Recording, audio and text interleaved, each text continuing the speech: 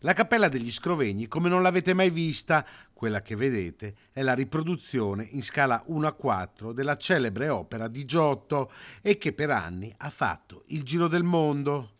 Il modello ligneo della Cappella degli Scrovegni nasce da un'idea maturata nel 1987 in occasione delle celebrazioni del 650 anniversario della morte di Giotto, con l'obiettivo di realizzare uno strumento capace di promuovere il comune di Padova e il Veneto in Italia e all'estero. Realizzato nei primi anni 90, il manufatto riproduce fedelmente il ciclo completo dei celebri affreschi di Giotto, compresa la famosissima volta, attraverso pannelli fotografici collocati all'interno di una struttura visitabile.